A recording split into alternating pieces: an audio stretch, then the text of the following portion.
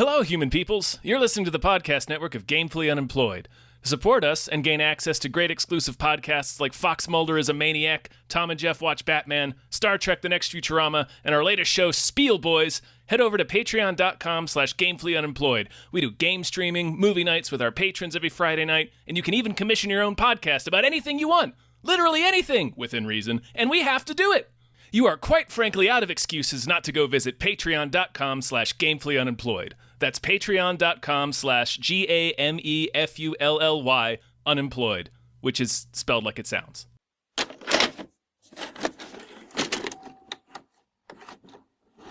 Canada. That's the theme. That's the Our theme song to home and Canada. native land. Actually, it's a song by Fozzy, right? No, that's the Fozzy, real. the band, famous Chris Jericho, the famous frontman of Fozzy, who makes a cameo appearance in this motion picture. It's more than a cameo, I would say. Oh, yeah. I know. He's the Anyway. villain. Yeah. Hi, everybody. Hello, everyone. My name is David Bell. My name's Tom Ryman. And we just watched Dark Match! My God! Dark Match! My God, indeed. Mm-hmm. People told me that pro wrestling was fake. Pro wrestling is about sacrifice. Crowd's bonkers. Let the celebration begin! Only one walks away. This isn't a game. Not the God you're thinking of. Well, yeah, yes and no. Well, actually, no. That's like one of the reveals, Yeah. is that it's not actually a dark match. It is, in fact, being recorded. Yes, we'll talk about it. Before we get started, big thank you to Steven, Thank you, our Stephen. Patreon producer. Steven has been having us watch a lot of Canadian stuff. The but, Wolf Cops, right? Were they responsible for the Wolf Cops? This is from the writer-director of Wolf Cop, right? Lowell Dean, director of Wolf Cop. We also watched that. Remember that like weird dystopian one where they're like, it's like, it's like the there's like gas and they're driving and it was like weirdly low budget seeming. Vaguely. Is that the one where the world was ending? Yeah, And it had Sandra Oh in it? No, That's a different one we one. watched. I don't remember that one. Super Grid. I got nothing. Well, How many episodes of this have we done, Dave? Right. Stephen, thank you so much. is Thank my you. point. And yeah, this is director of Wolf Cop, another Wolf Cop, Super Grid. I wanted to note that because Super Grid looks way lower budget than all these other films. And I think because Super Grid had a bigger... It had sort of a bigger task. It was two brothers driving across country and everything was infected with a plague. There's like a wall they go through. They have to go to steal a thing and come back. Again, it was very low budget. It was like they couldn't quite do a plague infected world. Oh, but yeah, now I do. Yeah. And it's weird because I thought that movie didn't look as good as these movies.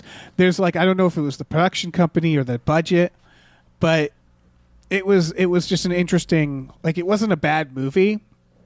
It just didn't seem to have the budget. I don't know. Anyway, for people who don't know this movie, it's a horror movie about wrestlers in the 80s. Yeah. Starring a lady who I do not... This was from 2024, by the way. This is fairly recently. Aisha Isa? Aisha Issa, I think. Isa. And, I didn't know Trevor. anybody. I didn't know anybody in this. You didn't recognize Trevor? Trevor?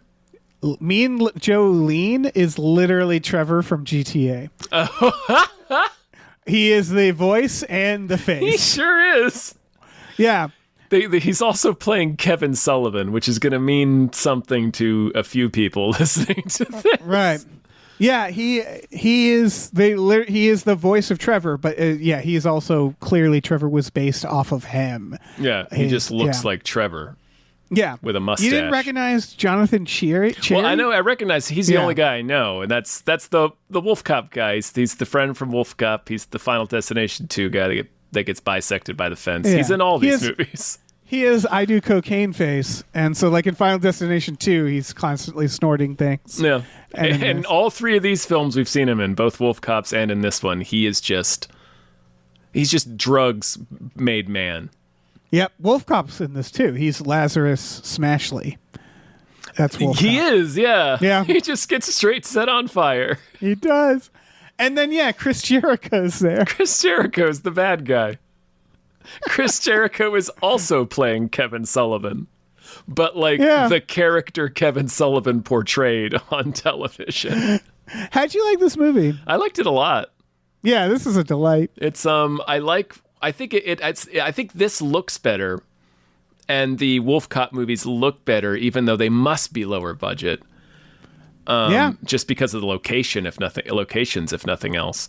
Yeah, this one's very contained. I think they just make it work for them more. Like this one is oozing with style that you could get irritated with, but I think it's done with enough intent that it's loud, but it doesn't get in the way. Like it's done in a way to make it seem like one of those late night grimy cable wrestling shows that you happen to be channel flipping and land on. So it has this low fidelity look. It looks real grimy, but it doesn't look like a movie poorly trying to recreate that.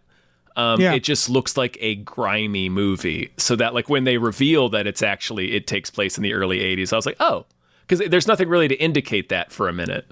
No, there's a couple statements where like someone says like it's almost the 90s, and you're okay. Yeah, I think that was a big benefit. I think it looks good. I think it's a fun premise. Yeah. I think the lead Green actress, Room with indie wrestlers, basically. the lead actress really She was good, yeah. shined. Yeah, I really liked her. There was stuff where I'm like, this character work they're doing could be boring if it was with actors I didn't care about. I thought Trevor did good. He was very good. They were good together. Stephen Ogg is his name. They were good together. So the premise is it's about a heel. They're all heels. Yeah, the people we follow are the heels.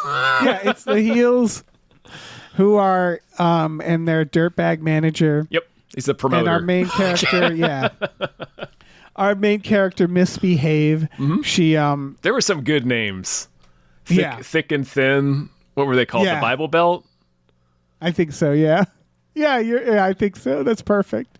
Kate the Great. Kate the Great, yeah. Mean Jolene, that's a good one.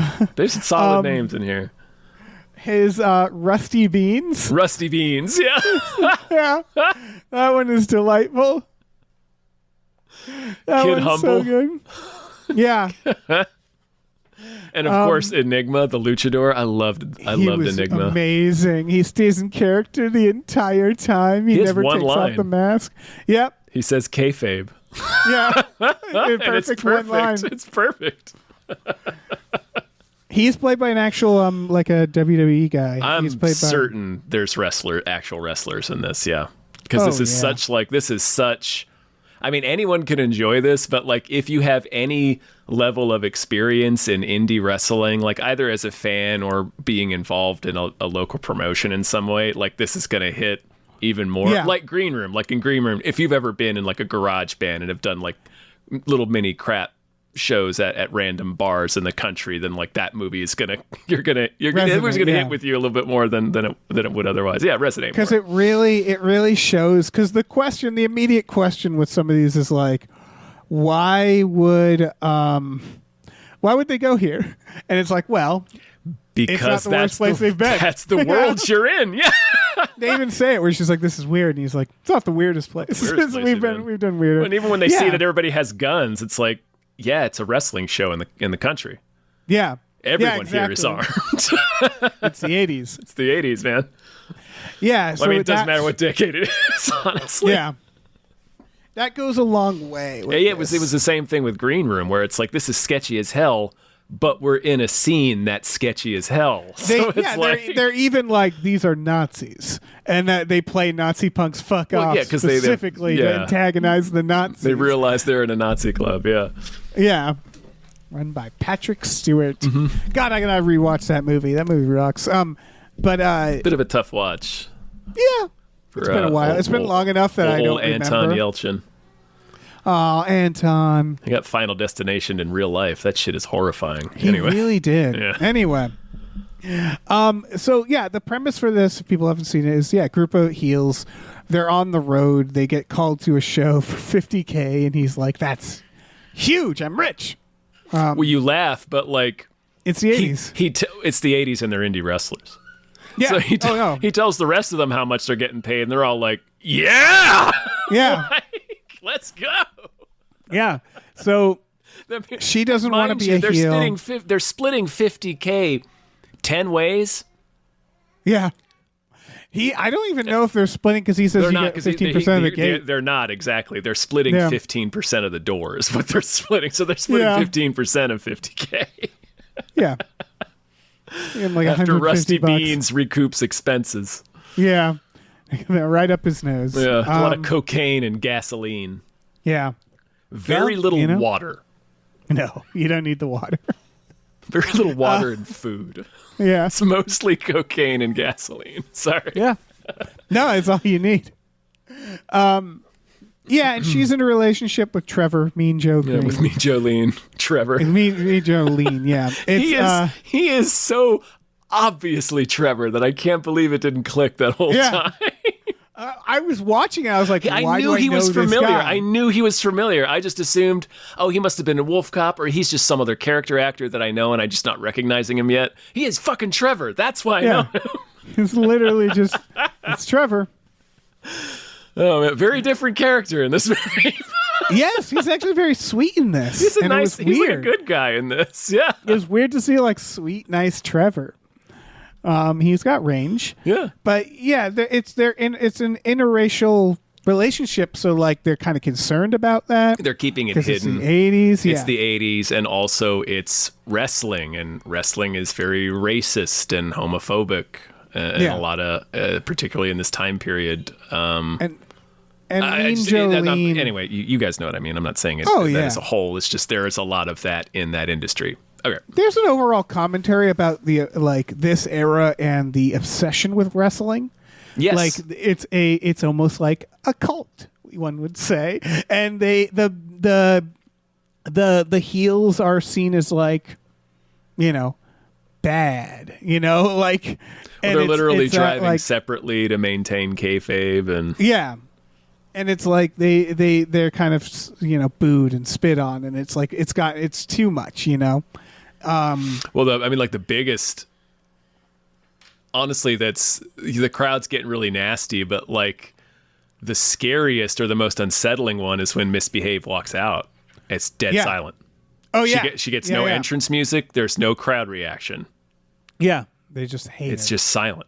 Yeah. And it's like she's the only person to call. Well, no, she's not. There's the luchador guy is black too, but anyway, it was she talks about it. Yeah, like she talks that. about it. Yeah.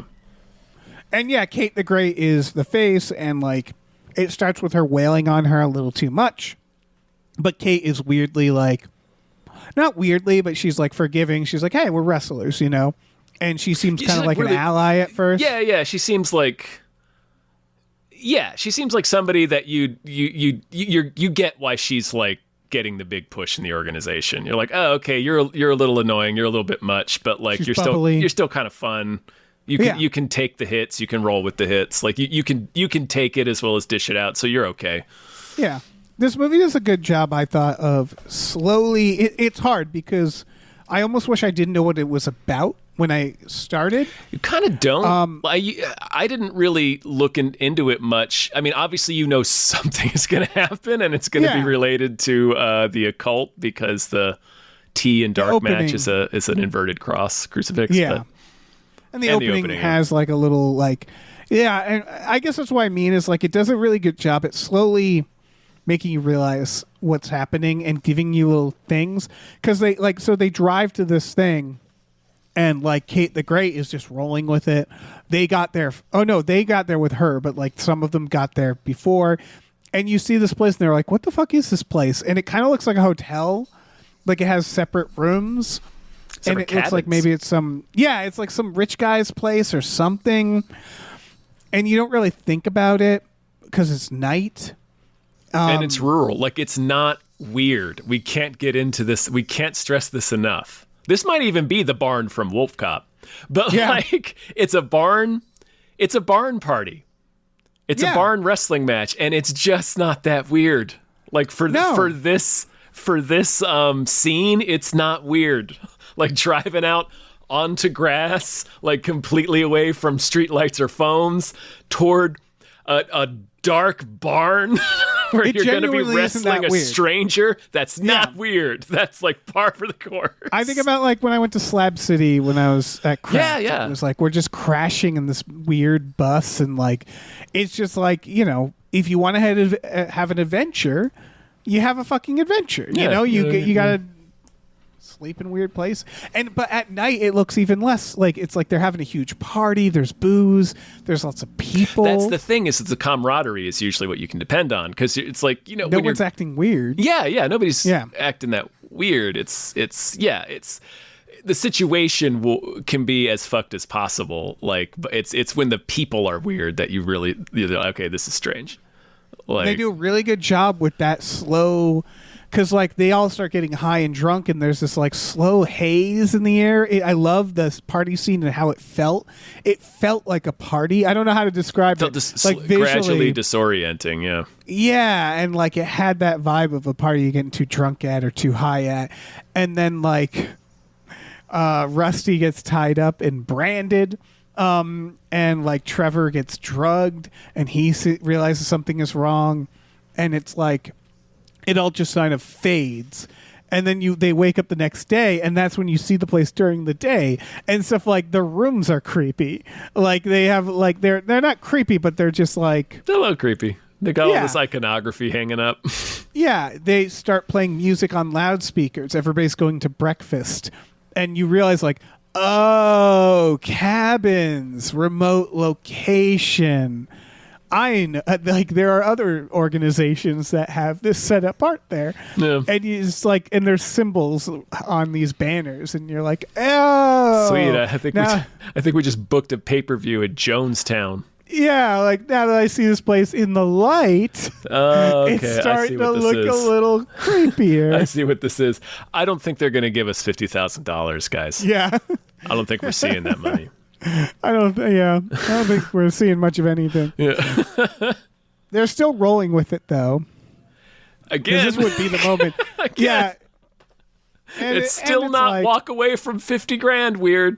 Yeah, exactly. And they think they're religious freaks. Which is extremely... There's a line in here that's like hit so perfectly if you're a wrestling fan or anyway, where they're asking about it. So what do you think? What do you say? Ex-cons or Jesus freaks? Yeah. Both. Yeah, and honestly, as someone like I when I grew up, my parents would bring us to this ashram every summer that was like kind of yoga based and a little bit of Buddhism, and there were celebrities there and stuff. It was, but that's a place I have a lot of fond memories of. But people there were very into it. And after when I hit like my 20s, I was thinking back and I was like, wait, was that a cult? It might have been. And like I'd ask them, and they're like, no. But it's that thing of like the line is so blurry where it's like we had like, you know, it's again it was meditation and yoga and shit. So it was like stuff that was like, you know, universally accepted. Yeah. But thinking back of like, yeah, there was a cafeteria and it was like everybody ate and everybody was in dorms and like everybody did certain like, you know, chants and like. You had to do like this certain like work thing where you would do a little work around the place and you realize like that is so close to a cult. The only difference is like the ending. The ending of the retreat. Well, they don't isolate you and then like demand your income. Yeah. But other than that, it's identical. Yeah. And so like again, it's that idea where they're just sort of like, all right, well, this is kind of weird. But it's not. It's still just not that weird. It's not weird enough, particularly for wrestlers. Yeah, and the person like their handler is very cheery lady. Yeah. And then like Kate the Great is like she's rolling with it. You know, she just seems fine with it. And it's like people. There's varying degrees of like people feeling like something's wrong and not. And so they make it to the wrestling night.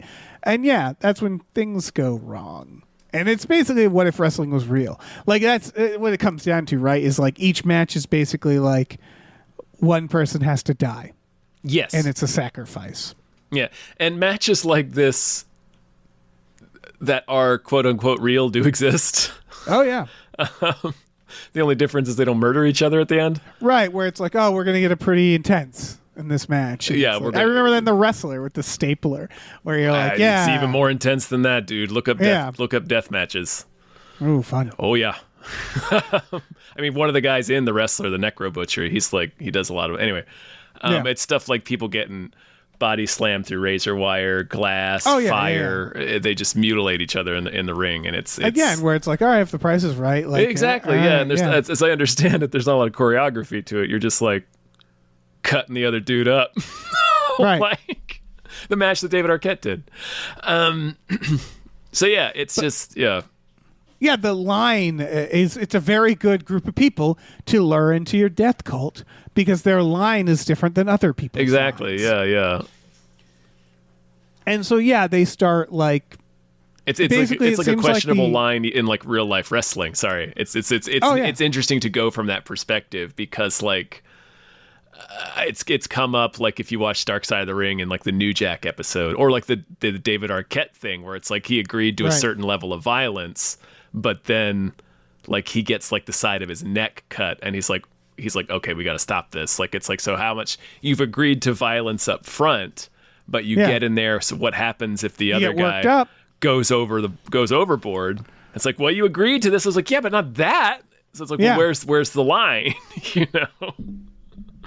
oh yeah, there's anything like this where it it's clear. That's why, for example, this is a weird comparison, but why movies want intimacy coordinators, and I Yes. get it because when it's like they agree on something, and then if someone's like, "Oh, I was so method in the moment," and it's like, doesn't fucking matter. It's assault now. You've done an assault, like. Ugh, yeah, oof. But that's the That reality. hadn't of occurred it. to me, but yeah, that is the reality of that, That's isn't why it? you have those, because it's like you agree to something up front, and then someone will say like, "Oh, I was just getting really into it," and it's like, doesn't fucking matter. Well, yeah, you're yeah, at yeah. work. And so like it's and like, yeah, there's different, like a punk show, a mosh pit. There's no one signing anything, but you No, sort but there's of the know. etiquette. Yeah, there's etiquette. There's a level of danger, and that if someone breaks that etiquette, usually they'll get fucking ejected. They will get, yeah, they'll get handled. That's what I mentioned earlier. That's another part of what will continue to lure you in these situations if you're in these scenes, because they're scenes that are, yeah, you exist in shady, sketchy places, but like usually it's a really supportive group of people who take care of each other. Right. The worst version, in my opinion, is when it's an outsider involving themselves. So like the worst mosh pit I ever went to was like a Marilyn Manson show. This was a while ago, for the record. I also didn't pay for it. I was dragged to it because I just wasn't a fan. I just wanted to qualify that because of what he is today. What he is now, But, yeah. We're it talking was like an awful 25 pit. years ago. Yeah, it was an awful pit. It was people who'd never really moshed much trying to mosh, and they just got into fights. Yeah, you just hurt because they kids, didn't yeah. understand. Yep. Yeah, Yeah, And it's the same. It was the same thing at like a freaking radio metal show. It was like for System of a Down and Right. Incubus right when they hit, so they were still like hardcore, but they were, Pardon Me was on the radio. Right. So yeah, like during like Mr. Bungle's opening set, like some dude in the pit just punched me in the stomach. And it's Right. like, dude, It's like, that's what not the fuck are you doing? that's not how this works, man. Yeah. Like, Yeah. Like it's not Fight Club. Yeah, we're not getting mad at each other. Yeah. It's, yeah, and no, I imagine it's the same with like celebrity wrestlers, or like if like there's a weird like Jackass. I'm sure the people in Jackass have their own etiquette, but then they bring in someone else to join in. They might be a little rougher, a little meaner. It's that idea. But anyway, I think it'd be the opposite with Jackass, but I'd see what you're saying. I just mean that if people are used to the violence or the awfulness, Right. they all have their own codes with each other, whereas an outsider might not necessarily know Yeah. what level everybody's at. You can get into real trouble with. I said it's a community of good people that take care of each other. That's ignoring the carnies, the carny aspect of professional wrestling. There's People who have these specific rules like you're talking about that are so insulated. Oh, yeah. Where it's like you could cross the line with that person and not realize it, and then they just snap your leg off in the ring. Yeah. Or worse. Yeah. No, it's these insular things are Yep. very like, that's the reason. An I remember impenetrable like system of rules. when I lived in Florida, I found a small punk club, and the first time I went in, literally, and I looked like a punk, but all the other punks stopped and went, "Hi, who are you?" And it was like, yeah, they all know each other. It's like 30 people who all know each other for years, and I walk in, they're like, "We want to make sure you're okay, Yeah. because we've never seen you before." You're new. Yeah. Anyway, by God, wrestling. This movie, Wrestling. wrestling. It's like the So, card. yeah. The card is themed with different types of matches that are all themed around the different elements because they're trying to do some ritual. Yep. And here's my one critique of this movie. I didn't think they worked that in good enough. The moment the first match, they bring out a fan. It's pretty There's lazy. a fan. Yeah, and I was like, "Oh fuck, someone's getting thrown in that fan." Nope. Obviously, Yeah, no one got thrown in the fan, and I was like, "What are we doing?" a guy got his neck cut in front of the fan. Yeah, and it was cool. I actually liked how they shot that sequence. Oh yeah, They cut like to the bubbler, like, and maybe they wanted it, but they didn't have the budget, you know. But I thought that the only thing that happens is someone gets lit on fire in the fire match. But like the dirt match, it's like there's just dirt. there's just dirt there. Yeah, the water match, we're just spraying water, and I was like, well, there might as well not be these things for Right, most like of this. yeah, like I thought you were supposed to like drown them if it's water, Yeah. and like dirt, you bury them alive, maybe. Yeah. It felt like they didn't work it in enough for Right, it was to just like be- the element was present. Yeah, like witnessing. Yeah, Yeah. you Like, just put a cup of water on stage. Then That's basically fine. what happened. Like she breaks Kate the Great's neck just while water is in the room. Yeah, witness. Yeah. It's just water witness.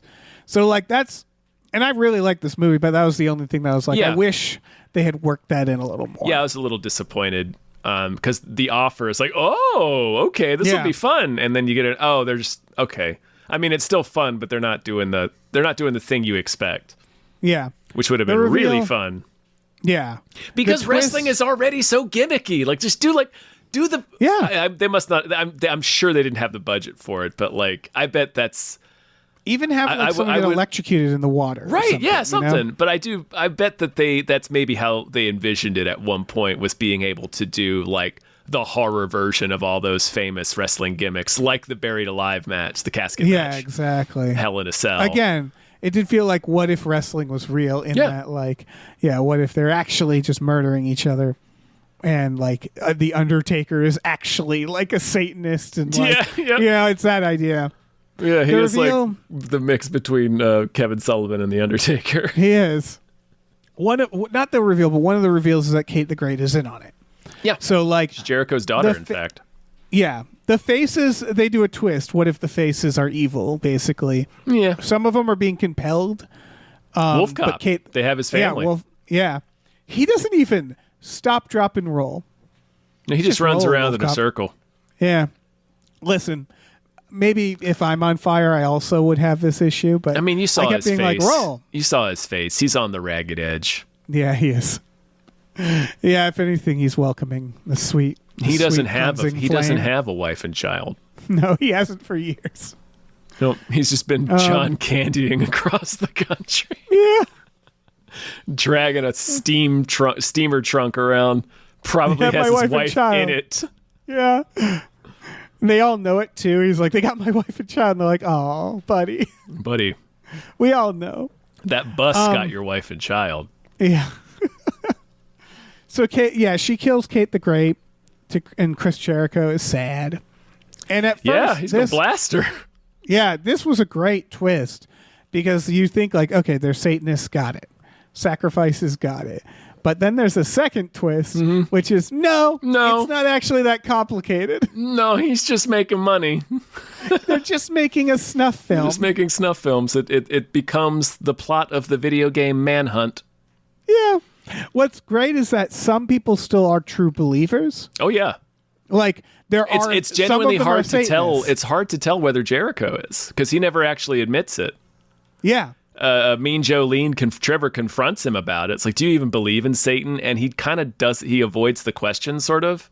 Right. So you really never know whether he's actually believing this or if he's just like, fuck it, I'm just going to murder all of my former coworkers because y'all shut me out of the business anyway, and I'm going to make money while I do it.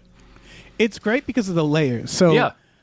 Wrestling pretends to be real, and everybody knows it's fake, and we all have fun, right? Yeah, and it's a storyline where you're pretending to hate another person. Right, and for a while, the kayfabe of it all, where it was like there was an era where they really pretended it was real.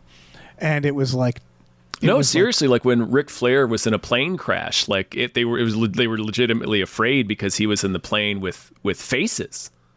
It's right. like, they can't know that you travel together. Yeah. So they had to pretend that Ric Flair wasn't in the plane crash. He had to go wrestle like a day later. And I think they've relaxed a lot since then. Yeah. Everybody knows. They're very open about it.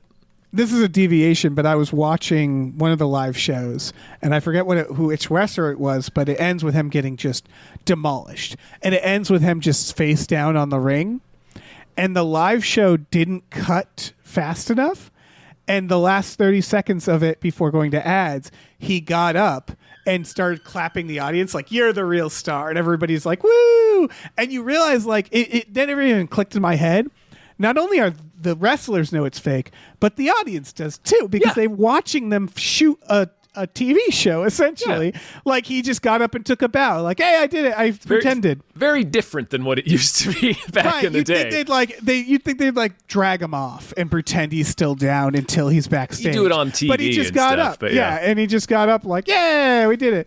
And so, like, it's really not. Yeah, they're really not pretending. No, anymore. that's not. Yeah.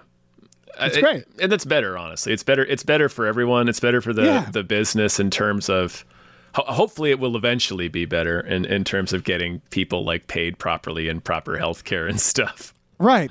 But this movie, what I liked is they keep peeling a layer where it's like, okay, but they're really doing it for real and they're Satanists. But the Satan stuff is that's also kayfabe. Or is it? Because he refuses. He wants to. And so you realize that it's the same relationship, right? Is they're doing it for all the Satanists. So he has to pretend to be a Satanist so they don't turn on him. Yep. The same way wrestlers have to pretend it's real. He's in his own little trap where it's like, it's still kayfabe to him too, because ultimately he just wants the money.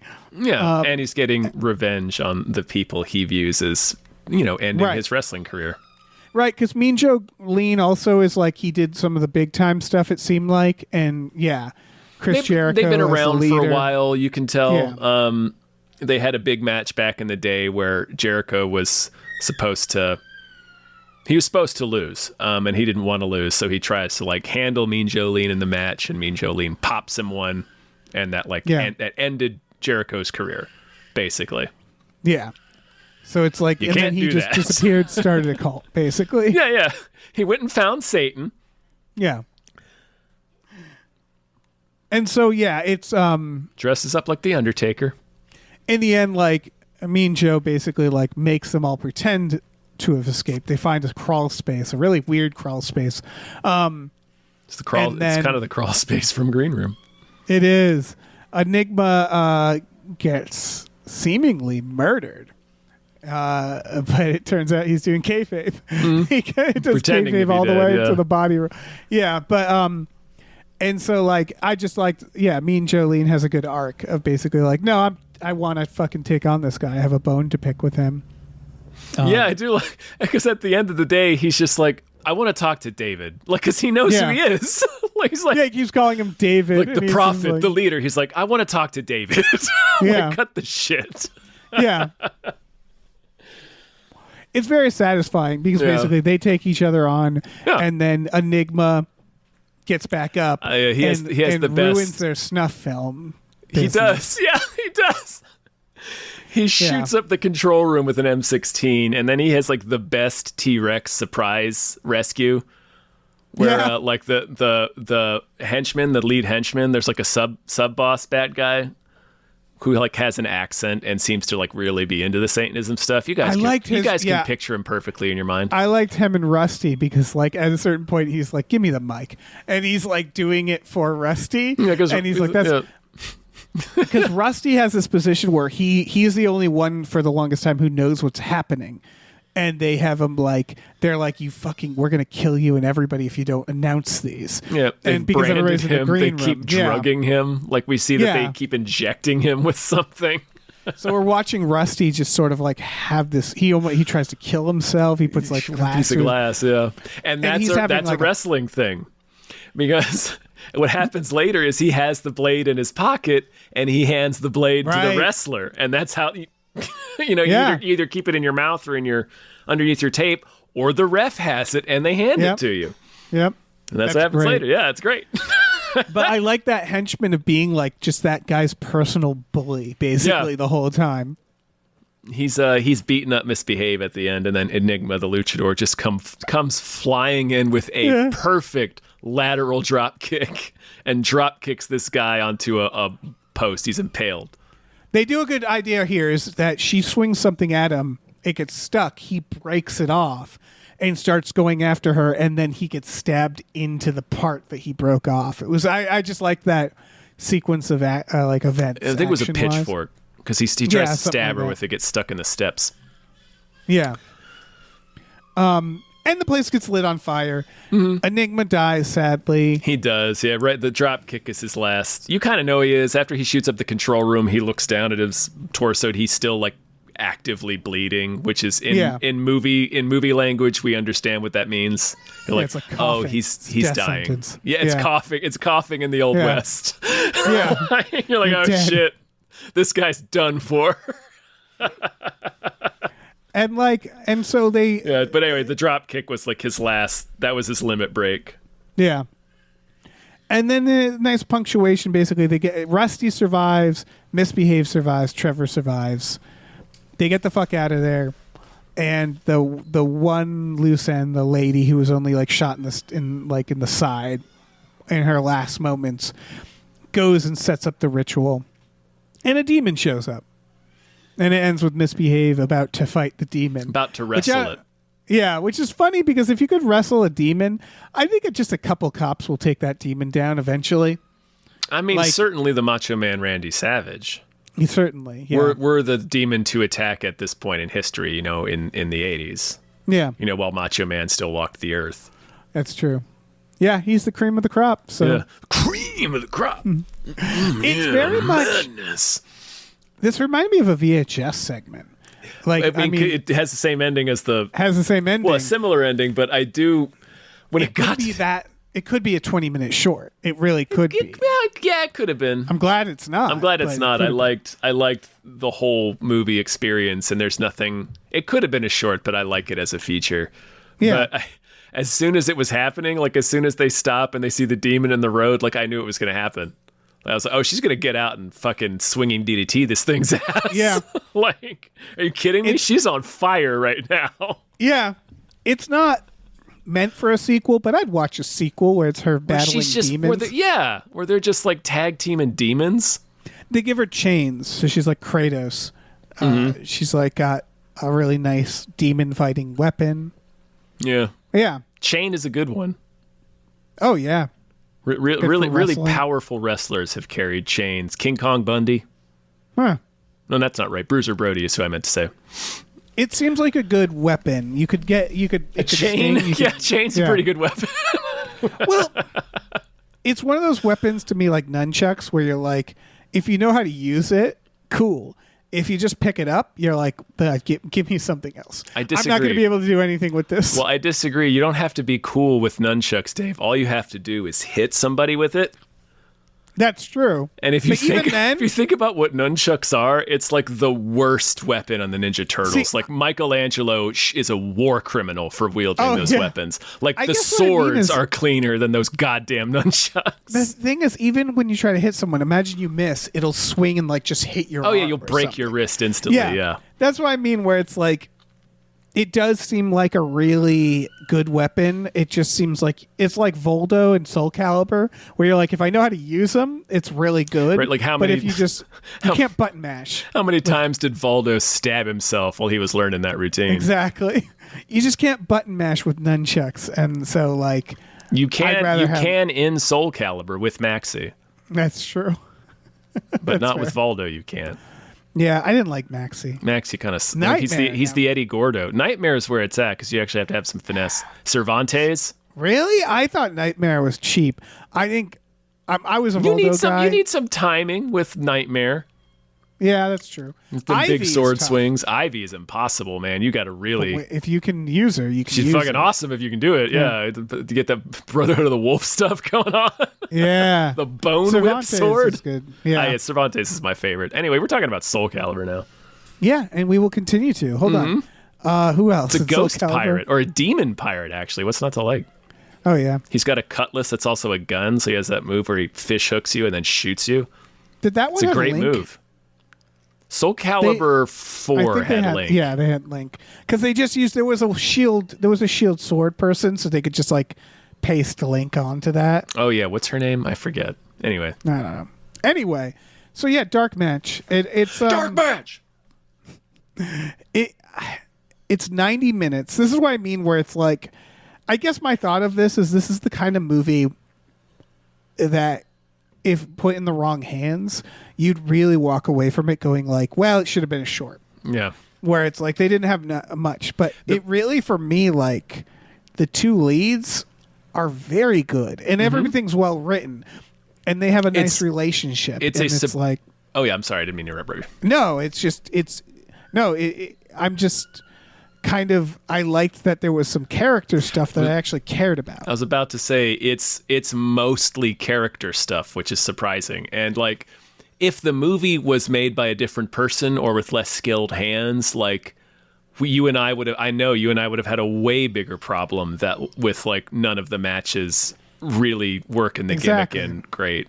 I'd Like, want to that's- be that- like, get to the action. Yeah. You know, I'd be like really like irritated Enough with this by it. talking, yeah. But like the only thing I would change is give them slightly more money so they could make the matches incorporate them a little bit more in a more fun way, like a kind of an over the top way. Right. And what's funny is that every movie I've watched of Lowell Dean is that It's criticism. like, can we is the give him a same little more one. money? Yeah, can somebody give him more money? Yeah. I'm sure he would agree with me. I don't think he'll mind that note, which is like he's very, very good. He just needs a little more money. It's going to be the title of his next film. Can somebody give me a little more money? Right. That said, I am glad he's not making like, Marvel movies. Yeah, I'm glad he's not making the next Godzilla X Kong. Nothing against Yeah. Adam Wingard, but it's like, man, I would rather, if you're going to make a sequel, I'd rather see The Guest 2. Yeah, exactly. Where it's like I like where you're at. I like the level of movie because you clearly have the freedom to do whatever you want, but you have enough like money to have people in it. I need to watch Die Alone. That's his other movie he did with Carrie Ann Moss and Frank Grillo. Oh, okay. I don't know that one. Oh yeah, that's his newest one. Okay, right okay. after this one. Frank Grillo feels like he belongs in a Lowell Dean movie. Yeah, Frank Grillo's Grillo John the Clown. belongs in a Wolf Cop movie. Yeah, he does. That movie He could Werewolves fight was Wolf Cop. almost that because he kills a Mago werewolf. Yeah, he does. I got to rewatch that movie. That movie is great. Yes, you do. Yeah. Everybody needs We to watched watch it on movie Werewolves. Yeah, we did. Yeah. So like on movie night, I'm not like I really need to sit with it. I really You do. Need Yeah, to you need to sit. sit and enjoy it. Yeah. Yeah. Apparently right. he's in Superman. Frank Grillo. Oh right, he's also in Peacemaker. Grillo's back, baby. Yeah. He I plays was about to say, oh, of Rick course. Flag Senior. He's Flag. That's right. He's in Creature Commandos. Ah. I was about to say, no, that's right. He's Crossbones. No, that's Marvel. Crossbones is Marvel. Yeah. Yeah. Everybody likes a Grillo. Superhero stuff. They're like, yeah, let's get Yeah. Grillo. in Oh, yeah, here. look at him. Like, oh, is it like a main guy? And they're like, not really. No. Well, No, just put him. like a bad guy. Like a bad guy. I mean, Yeah. look how angry and Gorilla muscular type. he is. He looks like a bad guy. Yeah. I mean, unless he's in a werewolf movie, then he's the wolf cop. Then he's the wolf cop. Then he's the yeah. wolf cop. Clearly, if you're in a Not literally, picking though. dudes out of a lineup, you look at that guy. It's like, which one of these guys is the werewolf? You'd stop at Frank Grillo and be like, I don't need to see the Yeah, rest. you're like, he's actively a werewolf I don't, right I don't need to see the rest of it. now. Yeah. Because if he hasn't already transformed, I feel terrible for the werewolves. I mean, he starts this big. Okay. How much bigger is he going to get? How much bigger is he going to get? All right. I think we could be that. Yeah, Steven, thank you so much. Thank you.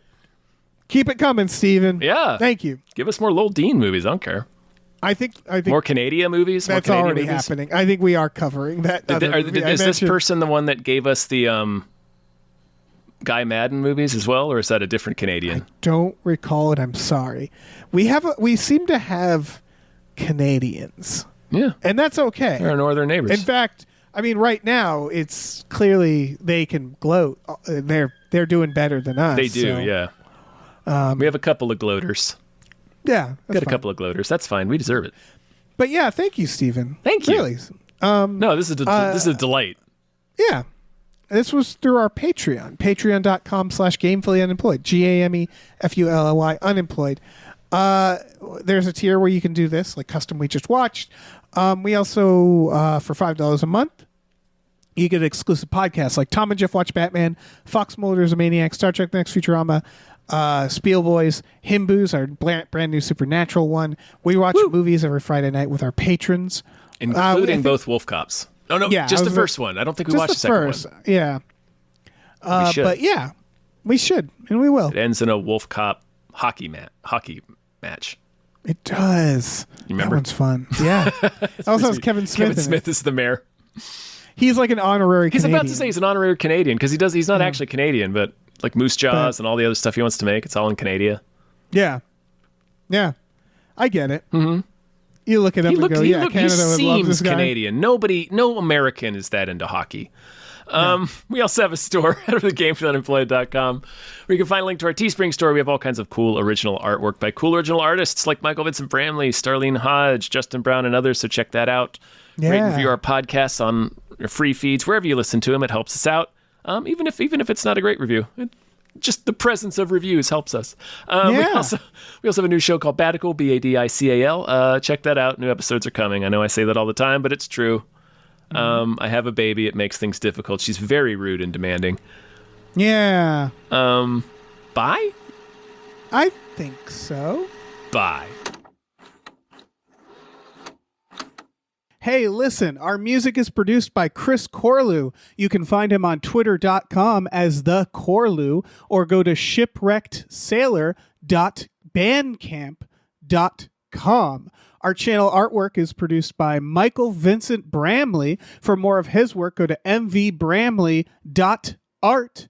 Our episode artwork is by Justin Brown, available on Twitter as Justin T. Brown or at artnessbyjustinbrown.com. And finally, additional artwork is by Starlene Hodge. You can find her work at starlenearts.com or on Twitter as StarleneX. Cool. Goodbye.